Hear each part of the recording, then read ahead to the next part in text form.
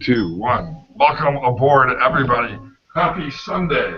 It is Sunday Night Live, and you can see that I am a silhouette of myself because I'm outside on a golf course. But that's okay, because tonight the focus is not on me. The focus is on our guest, Pierre Etienne.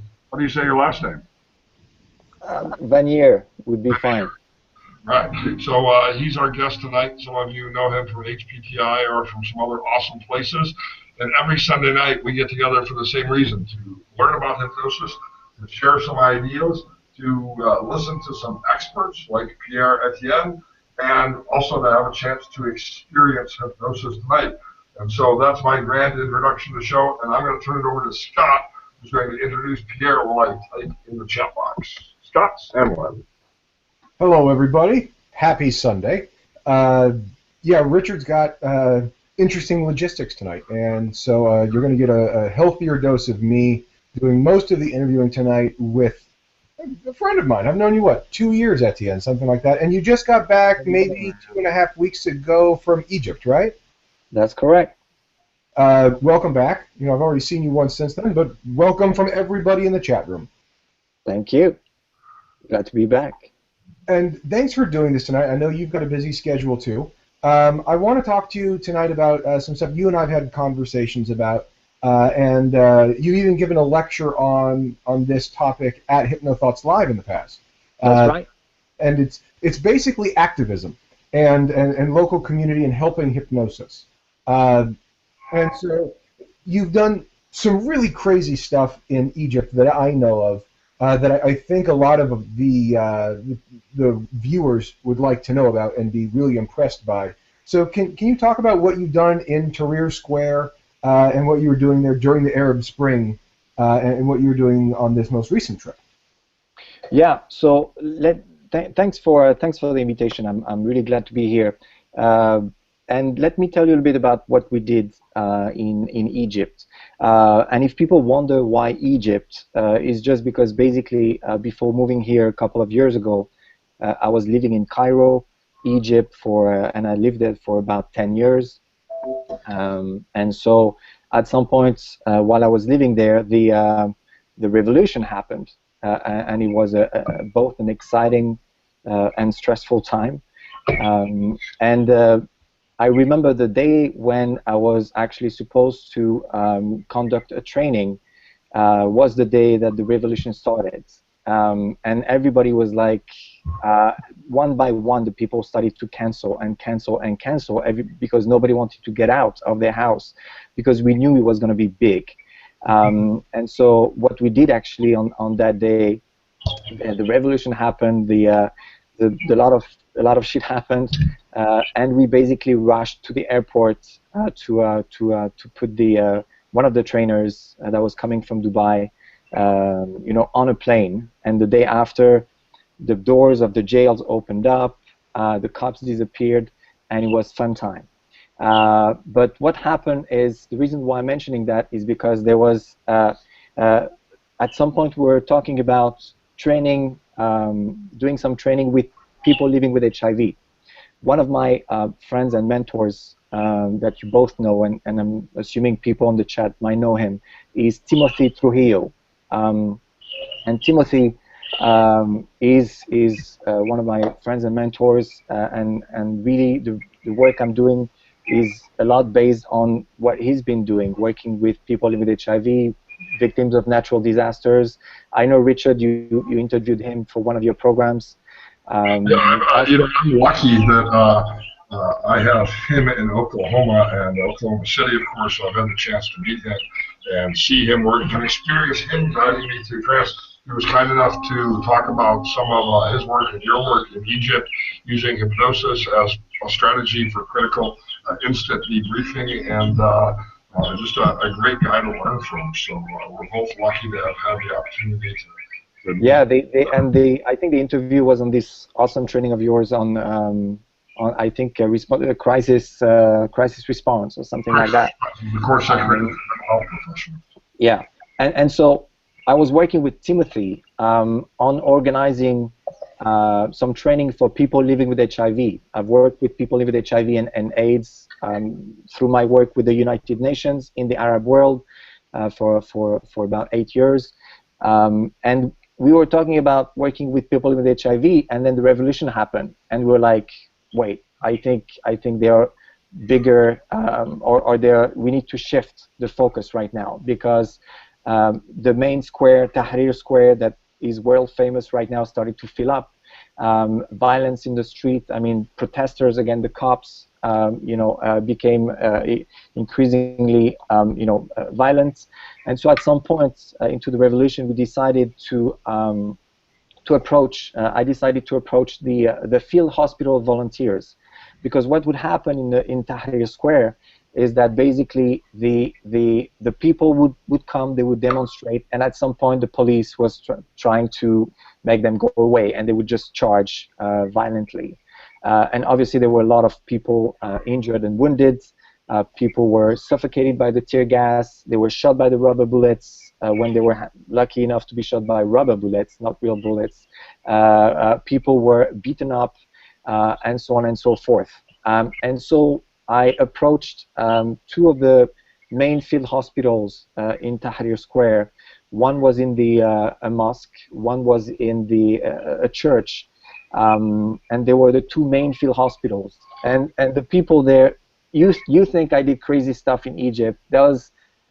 I'm very tiny in comparison to, I think, the courage and the inspiration that I got from these guys who were there. And there were a lot of medical volunteers, medical staff, but there were also a lot of just youth being there because they wanted to participate to this revolution, to these efforts.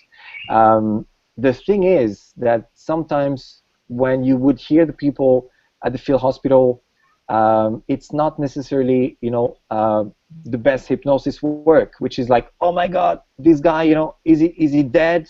Is he gonna die? Oh my God, is he losing all his blood? And so on and so forth. So obviously there was a lot of hypnosis going on from the field hospital volunteers, but not necessarily in a good way. So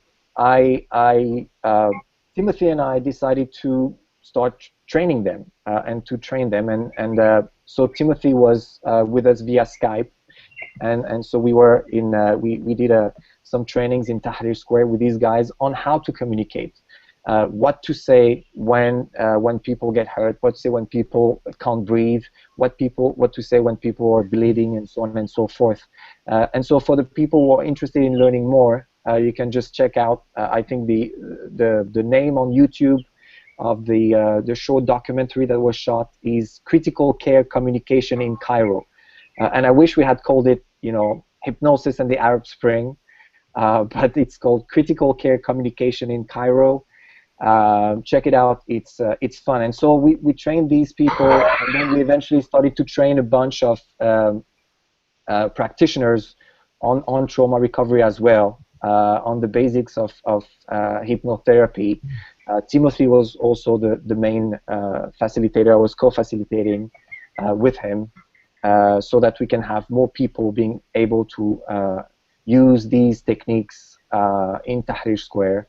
And right now I'm actually in the process of resuming that. So I moved here, but I'm in the process of resuming some trainings. I'm planning to go back in July and have a series of group workshops specifically focusing on post-traumatic growth, for people to be able to grow after trauma.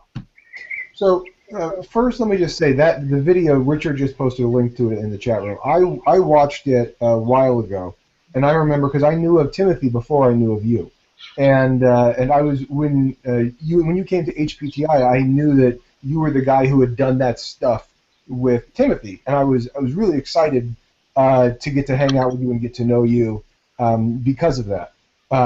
And people should watch that video. The link is there. Click on it.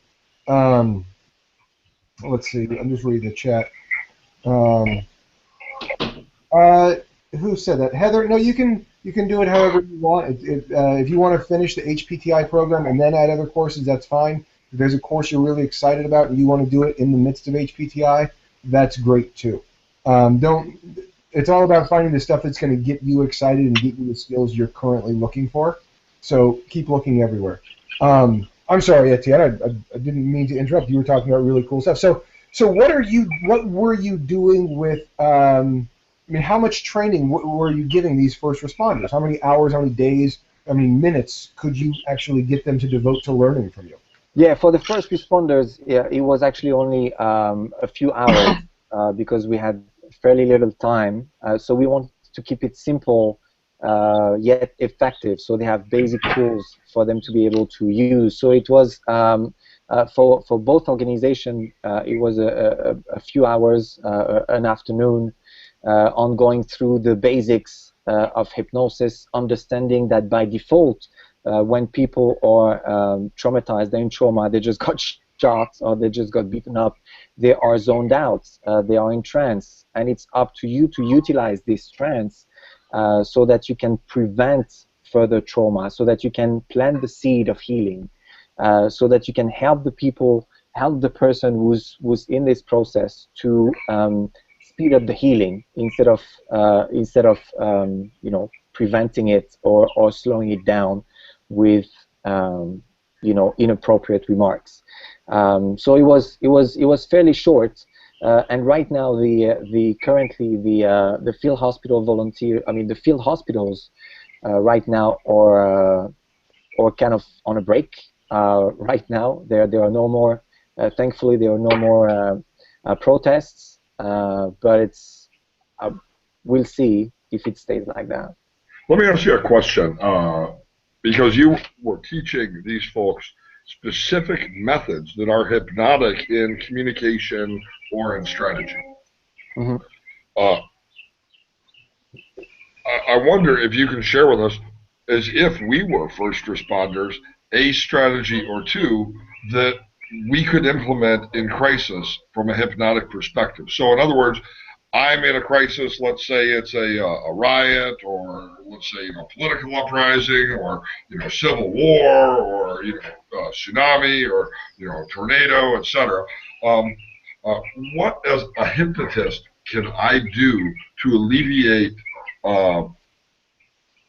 that moment of stress during a period of complete disorganization? What contribution can I possibly make? Because I know that both you, as well as Timothy, have been on scene in those crises, offering specifically hypnotic support. So what is it that a hypnotist can do, or that you did in those situations, to bring about relief to a person like me who might be in need during crisis? Yeah.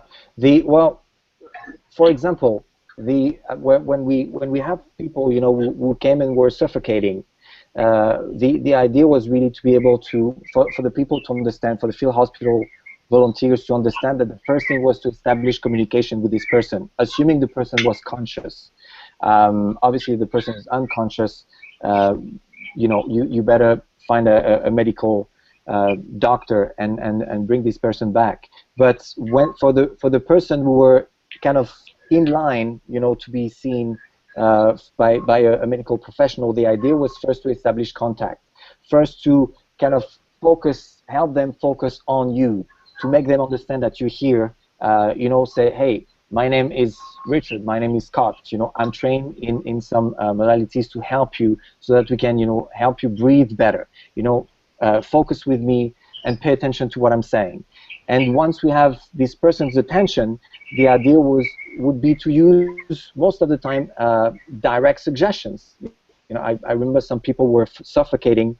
It was really interesting to have them focus on you specifically, because obviously at that time they're usually just all over the place and unable to focus. So you bring them into focus, focusing on you, focusing on your words, and usually you go for direct suggestions, such as, right now, as you're paying attention right now to, for example, in between my eyes, or you're paying attention to my nose or to my glasses, because you're usually wearing glasses, you know, right now just imagine your airways are opening up right now. It gets easier and easier for you to breathe, and so on and so forth. And we would hammer that until this person, you know, has the ability to breathe better. Obviously, there's verbal communication, but as you guys know, there's also a lot of, or I would say mainly, nonverbal communication going on, so body language. So the idea was also to lead and pace. And so for those in the chat who are not familiar with it, with this technique, the idea would be to kind of go with the pattern of breathing of the person. So if the person is breathing very quickly, I would follow the breathing and eventually start to slow it down, right? So that the person can just follow my leads, right? So I would first pace it, and then eventually help the person as I'm continuing to explain to this person that it gets easier and easier for this person to breathe. I start to slow down my own breathing, and as the person is focusing on me, we eventually start to slow it down, slow it down, slow it down, right? And obviously, in addition to that, as I mentioned, the idea would be to first also, get the person's name, try to establish contact, and make this person understand that everything's going to be okay. You're taken care of. From this point forward, you'll be okay. So that's really useful, and thank you. That's great. We could talk to you all night about Egypt, and you and I have had a couple very long conversations about it, and I want to have longer ones with you. But I also want to make sure that the people in this who are viewing right now don't just come away from this. Oh, and by the way, this is like we've got the birds in the background of Richard's backyard that he's in. So this is a lot like the Masters. If anyone was watching golf over the last couple of days, I feel like Jim Nance, because we've got these birds in the background. And if you have, and I'm worried that I might get hit by a golf ball. Well, yeah. You guys need critical stress. If you get hit, just focus on us. Yeah. We'll try to completely over Etienne if you get assaulted by a golf ball. By the way, let me just quickly mention, if you dropped in here a little bit late, first time here, every Sunday night we get together, we talk about hypnosis. Today we're interviewing Pierre-Etienne Vernier, and talking about his work in the Arab Spring and then his follow-up work last week in Egypt as a hypnotist. So thank you for being our guest tonight. And one of his mentors is Timothy Trujillo from Oklahoma, who has spent a lot of time doing intervention work, and Pierre later on is going to guide us through an awesome process so we can experience hypnosis and the techniques that he's actually talking about right now. So I want to transition a little bit in a way that's going to help a lot of the people watching this live or later, because a lot of people are watching this going, wow, Timothy and Etienne are awesome. They're doing really cool, exciting stuff because they're in a place with a need. But I'm not in that place. So you're in Los Angeles now, and Los Angeles is we don't do riots very often. It's been a little while. So what have you been doing? In terms of activism, in terms of local community stuff, because you haven't just put that aside. You're still doing stuff related to that, and you have passions and dreams about that kind of stuff. What are you doing around here? Yeah, so I've done a bunch of stuff here. When I came back, the first thing was started to volunteer with an organization called Being Alive, which is the main coalition of people living with HIV and AIDS. And so I actually paused it a couple of months ago. But the idea is obviously to have group meetings with people living with HIV or AIDS and help them to manage the stress, improve the quality of sleep, boost the immune system, and so on and so forth. I've also done some work with people from Section 8 buildings, low income. And the idea was, again, to, it was with the West Hollywood Housing Corporation. They have many buildings, they have a lot of needs, and they have many practitioners who are coming and offering support. And again, the idea was to help them, deal with the stress, improve the quality of sleep, and so on and so forth. But beyond what I've been doing, I also came across a lot of fun initiatives or inspiring initiatives that, if you're interested, I could tell you more about. Yeah, I think especially things that people who are watching this. My goal is this. My goal is that people watching this are inspired enough by what you're talking about that they also recognize this is good for their community. It's a great thing to do. And there are opportunities and resources out there for them. This isn't something that's, while you've done great work and Timothy's done great work, you're not doing great work because you're special magic people. You're doing great work because you put in the effort and found the things, and now you can tell us so we can do some of that work as well.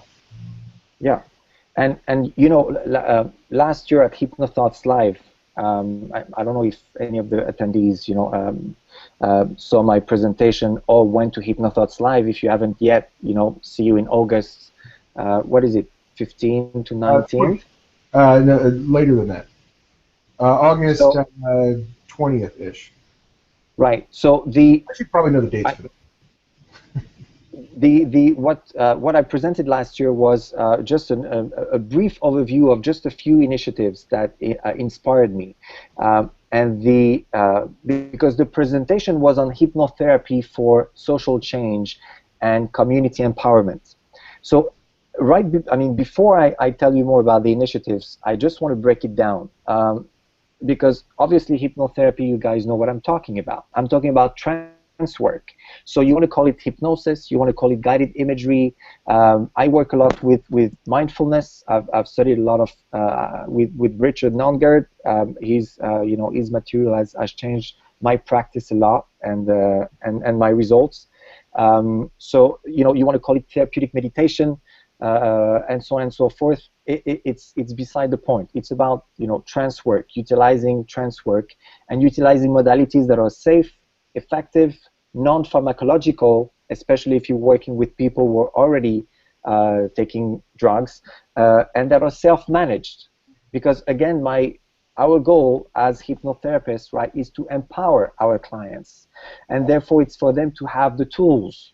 And so it's very important, you know, for us to give them these modalities, to teach them these modalities, so that they can be truly empowered. So that's the part about hypnotherapy. What do I mean by social change and community empowerment? I'm talking about community empowerment is really about it's about enabling vulnerable, marginalized, disempowered population who traditionally have limited / no access, basically, to the, you know, to health services and to therapeutic modalities. And the idea is to enable them so that they can increase the control they have over their lives. And so I'm not saying that working, you know, with other populations, you know, is not, you know, improving, you know, or empowering the community. I'm not saying it's not contributing to social change. It's just not what it's just, I feel like personally, right? If you're talking about if you look at, for example, the most violent societies today, the most violent societies are not the ones who are the poorest. The most violent societies are the ones where there is the biggest discrepancy in between the rich and between the poor. So if you take this model and apply it therapeutically, you know, that's my approach, which is, I believe that if we want to bring, if we want to reduce the discrepancy, if we are, you know, working towards more social justice, if we're working towards more equality, I think it makes sense for us to work towards reducing this gap, right? So this is why I personally am interested in working more with people who traditionally would not have access to it. And so this is what I think is most important, because I feel like many times a lot of us, you know, disconnect the work from the rest of society. What I mean by that is we take healing as a individual, personal, isolated event That exists in a vacuum, independent from family and neighbors and all those things.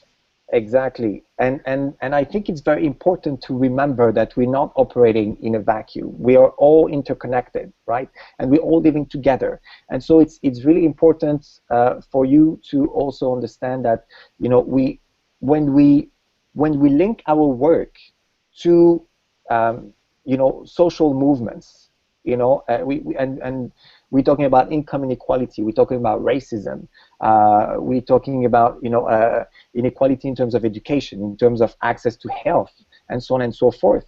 I think it's important for us to reduce this discrepancy and to link what we do to social justice, not just, you know, going on a yoga retreat for 3 days and come back and I'm feeling better. That's great. If you're feeling better, you have a responsibility to include other people in this growth. That's my view. And as a practitioner, you have a responsibility to include, the community you live in. Make sense? It makes perfect sense. Let me stop you for 1 second before I ask you another question to let people know. Etienne and I have had conversations about this. Richard and I have had conversations about this. This is a fascinating topic that I hope that you guys will continue to have after this class is over. And Richard Nongard and I teaching the class on addictions in IMDHA, and then doing one for HPTI as well. The idea in a class like that, or the idea in that kind of work, is the idea of stopping a cycle, is in terms of helping a family heal, helping individuals overcome, and turning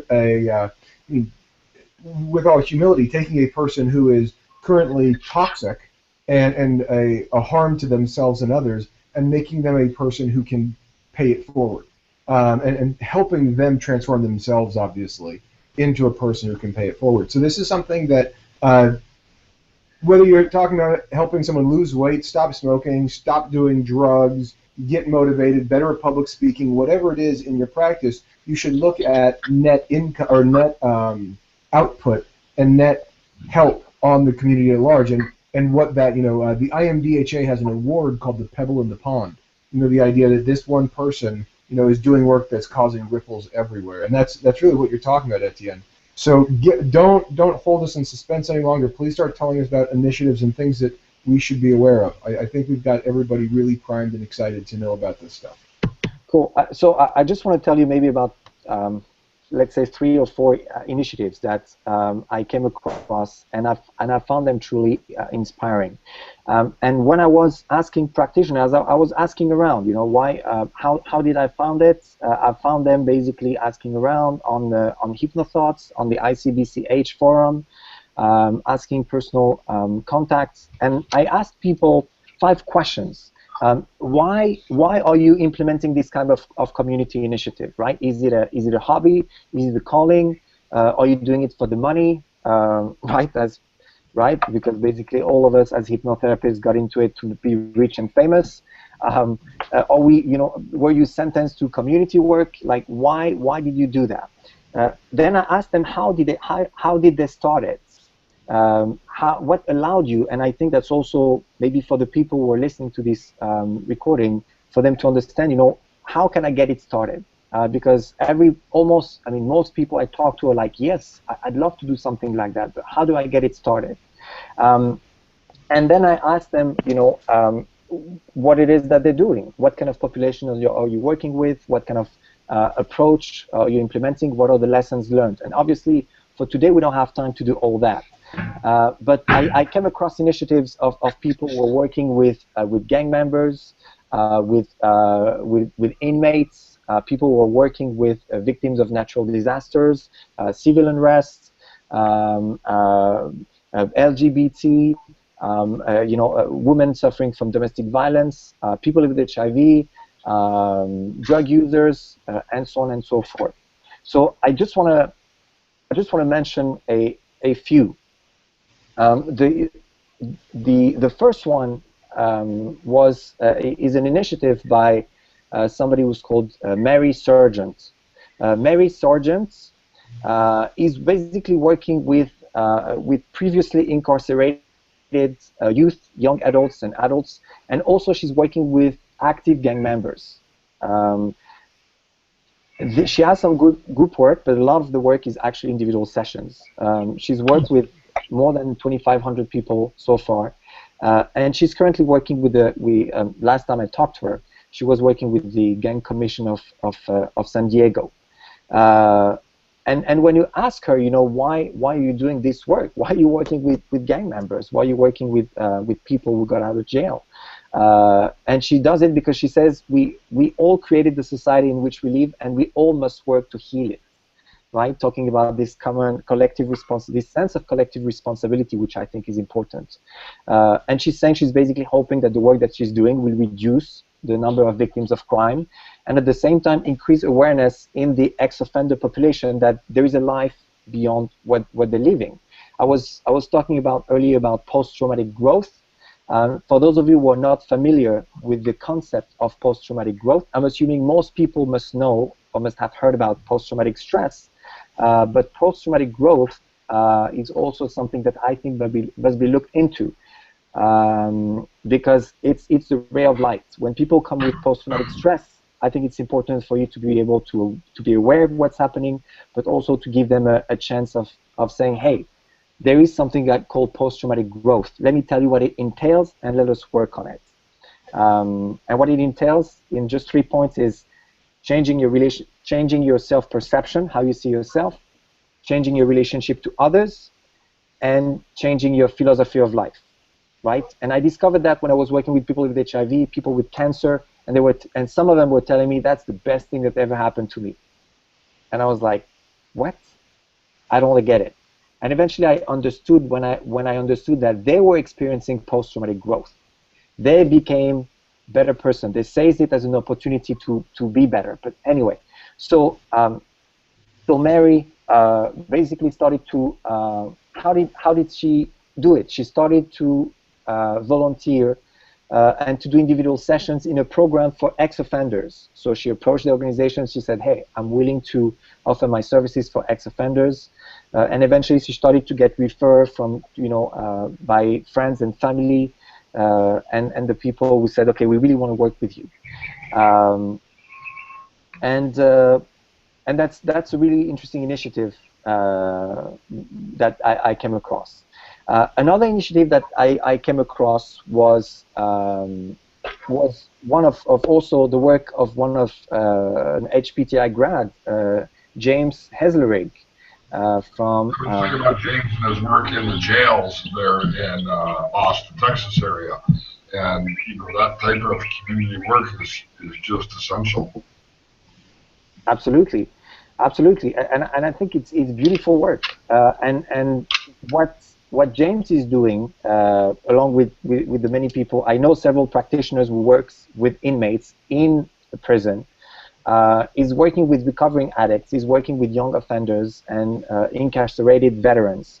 What he does is he's teaching a 4-hour course in 4 weekly sessions over 1 month, which is similar to what I do with other populations here. And what I feel was most interesting is that he's articulating a lot of his work around the serenity prayer, which is most important when working with addicts, right? God grant me the serenity to accept the things I cannot change, the courage to things, to change the things I can, and the wisdom to know the difference. And what he's doing is basically he's focusing the first one on accepting the things you cannot change. It's mindfulness. Right? It's about really working on this work around acceptance. The courage to change the things you can. It's about NLP technique to change what can be changed. And the wisdom eventually, I guess, come with a lot of work. And so his view, again, is that he's not working with criminals, he's working with fine gentlemen who are experiencing the temporary condition of incarceration. And he's telling you that actually sometimes it's much easier to work with guys in jail than to work with a bunch of teenagers. And so he's doing some pretty interesting work in jails in Austin. And how did he do it? What did he do? He was at a networking group, so hence the importance for you to get yourself out there at a networking group for people who work with clients in recovery. And he basically met with somebody in charge of programs for inmates with drug problems, and he said, hey, let me help out and let me see what we can do. There was a couple of lessons learned from James that were interesting. First, it's obviously not a path to quick money, yet him and Mary and other people I know, even though they all started by volunteering, they all eventually started with time to make money and to be able to articulate, some of their business activity, some of their business by doing really what they are inspired by doing these community initiatives. So yes, at the beginning there was a sense of like, hey, let me show you what I got, let me show you what I can do. But I want you guys to understand, that it does not mean that you have to stop working, stop making money, and become Mother Teresa, right? You can very well implement this kind of community initiatives and generate income.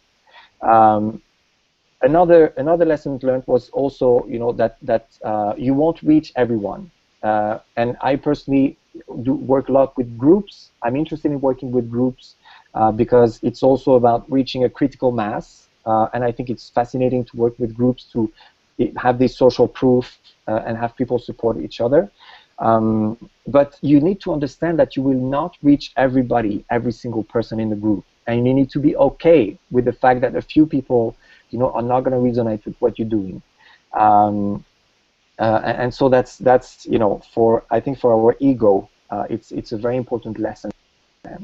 Very important. Um, Very important. And to me, the hardest part of our job is when I care and work harder than the client. That's the thing that exhausts me more than anything else I do. exactly. Yeah. And But this is let me interrupt you because there's two questions in the chat. One is, could you repeat the 3 traits of post-traumatic growth? mhm.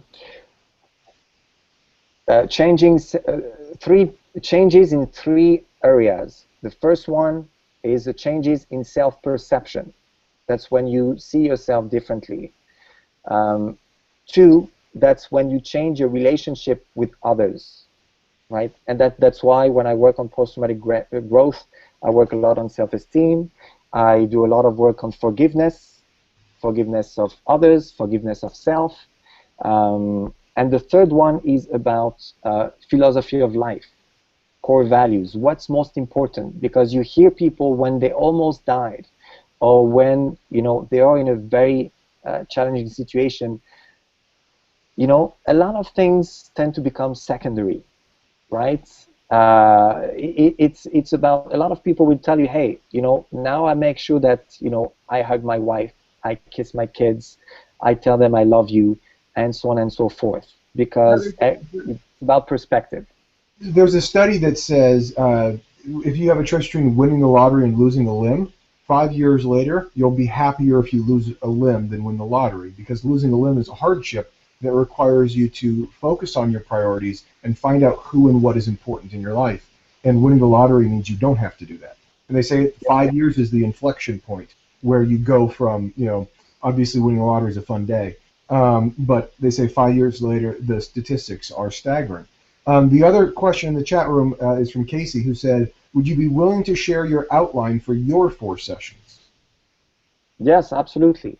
The 4 sessions, and it's actually a program that I'm working on right now in LA at the Huntington Memorial Hospital for cancer patients. And the outline of the 4-week program is as follows. The first week focuses on stress management. What it means is that there's a lot of mindfulness work, gratefulness work to lower stress hormone levels. And there's a lot of easy techniques to reduce stress. Basic techniques of imaginary faucets to empty the body of all the stress and the tension. There's a lot of future pacing, and so on and so forth. So first week, stress management. Second week, I usually get into relationship with others, and that's when I do the forgiveness work, forgiveness self and others.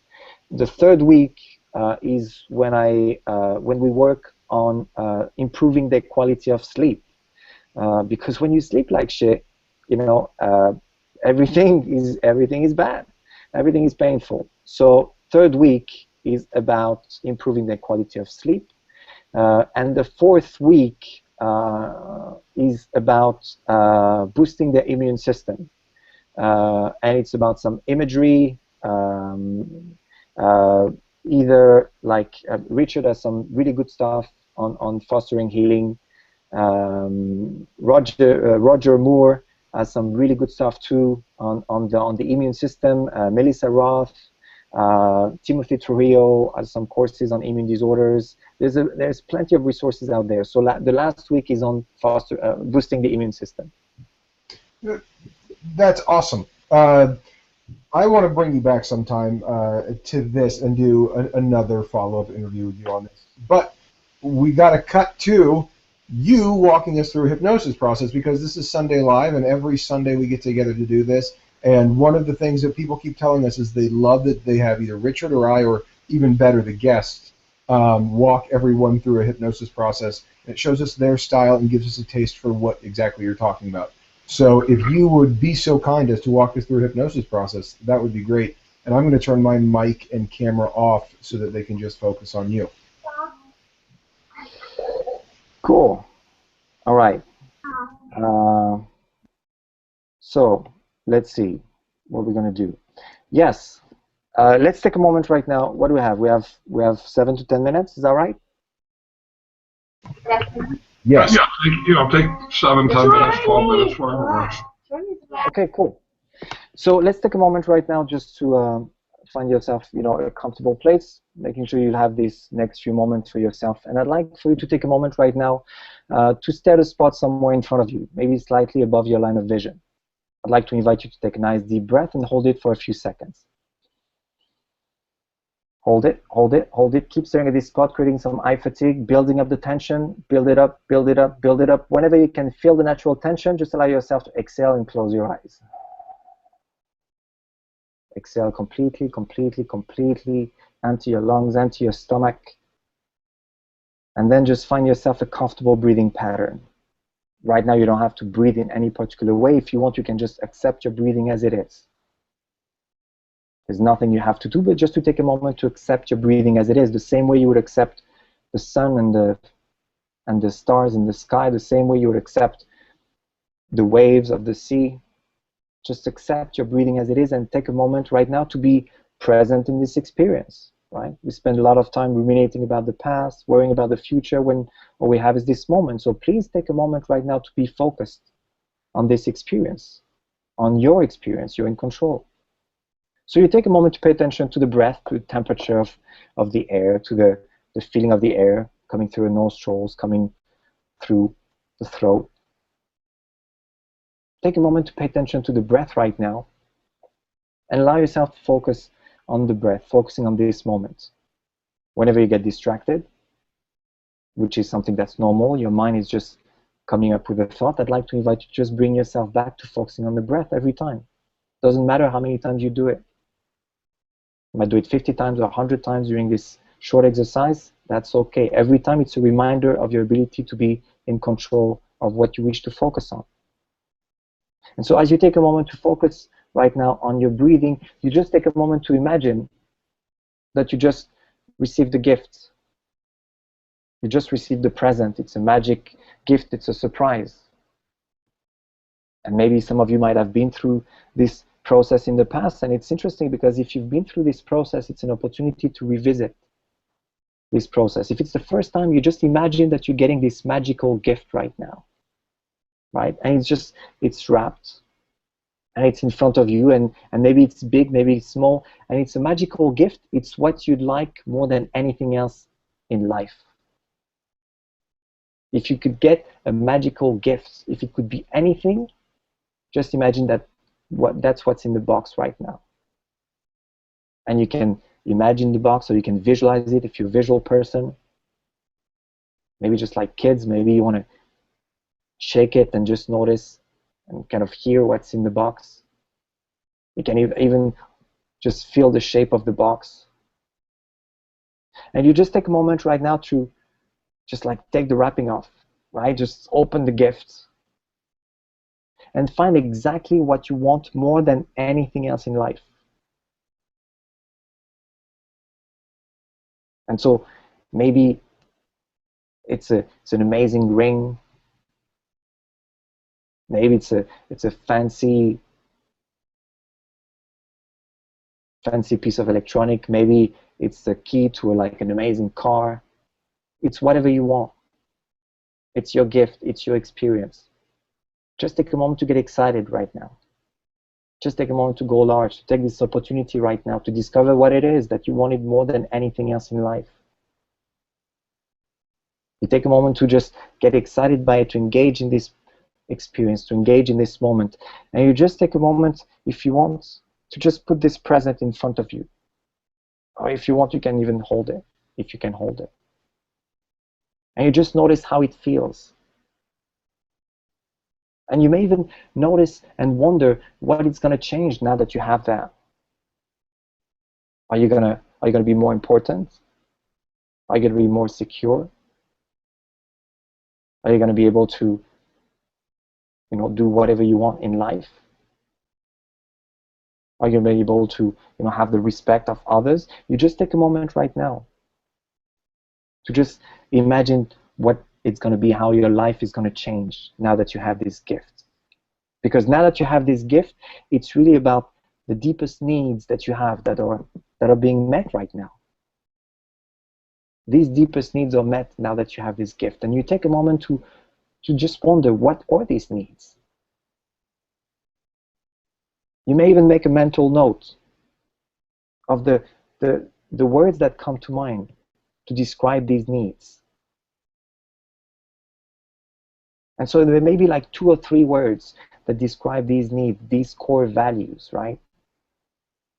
They're the reflection. That's the reflection of what's most important to you. And so now that you have a clear picture of what's most important to you, I'd like for you to take a moment to imagine or visualize yourself as a practitioner or as a student, as somebody who's studying hypnosis, who's working with hypnosis, mindfulness, and all these beautiful modalities. I'd like for you to take a moment to imagine and visualize yourself. Now that you are aware of what are these core values, to understand that if you were to implement an initiative according to these core values, what would this initiative look like? Because first, you may ask to yourself right now, ask yourself just in the privacy of your mind, why do I want to implement this type of initiative? Assuming you want to. Why would I implement such an initiative? Maybe because you care, maybe because you have some skills, maybe because you think it's a good exposure, maybe you think it's a good way to give back, I don't know. But you may wonder why you would do that. And now that you know why you do that, you may even imagine and visualize yourself just a few days or a few weeks from now as you're starting to work with a specific population. And you might even ask yourself right now, as you imagine and visualize yourself just implementing this type of community initiative, what population are you working with? Are you working with low income? Are you working with people maybe who have some illnesses? Are you working with kids? Are you working with orphans?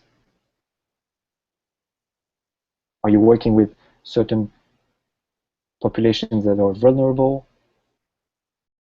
Just take a moment right now. And it doesn't take long just for you to find out. Just for you to take a kind of like using these core values again. To take a moment to imagine yourself working with this population right now.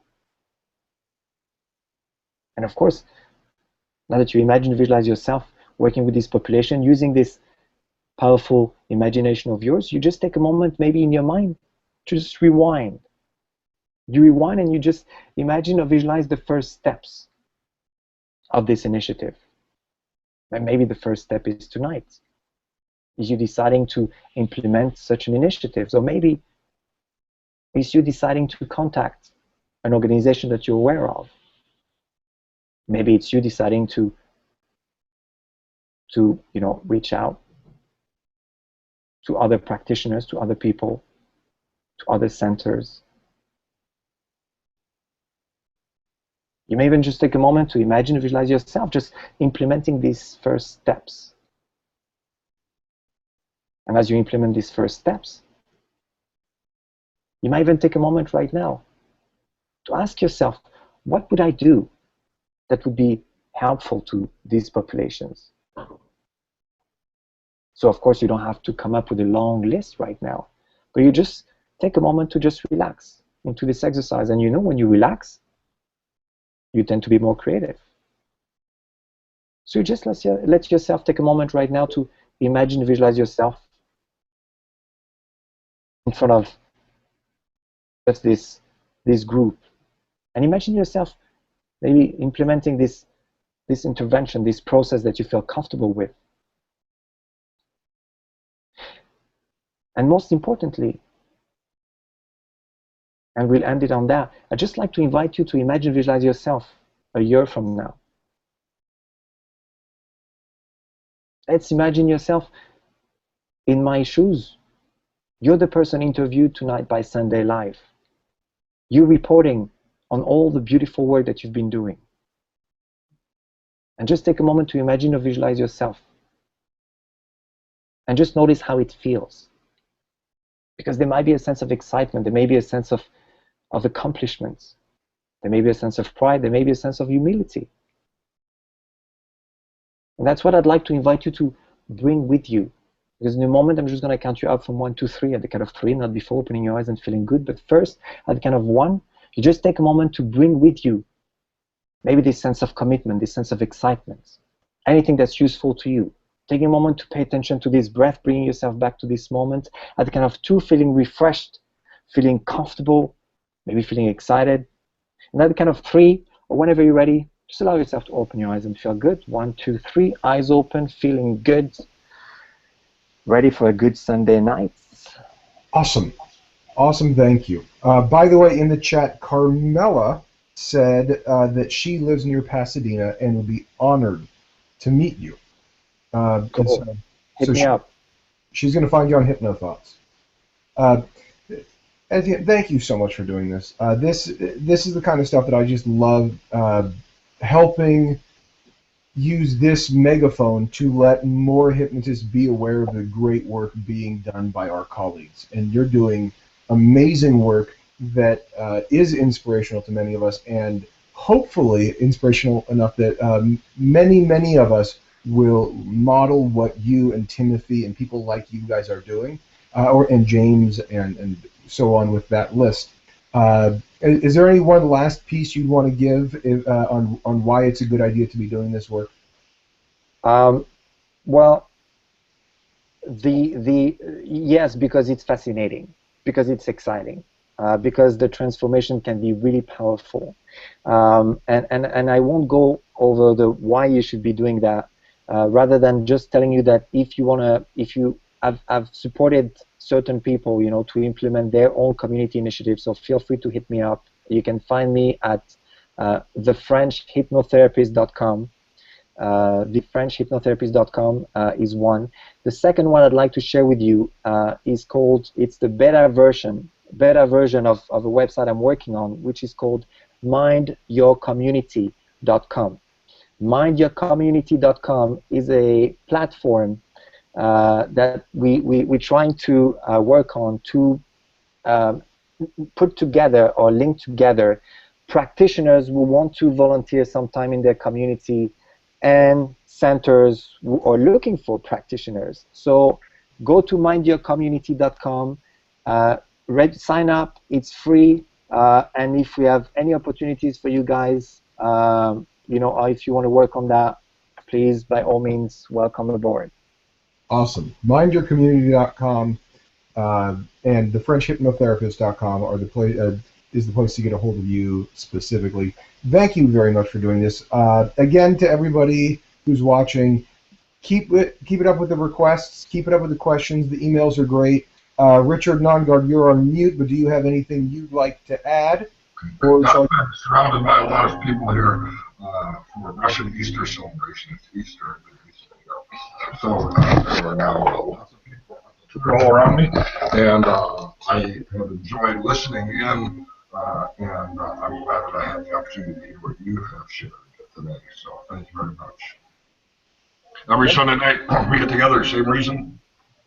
That is to share hypnosis, to learn and experience hypnosis. A round of applause for Pierre-Etienne Vanier. Thank you very much. Thanks, everybody, and we will see you soon. Thank you. Take care. Bye-bye.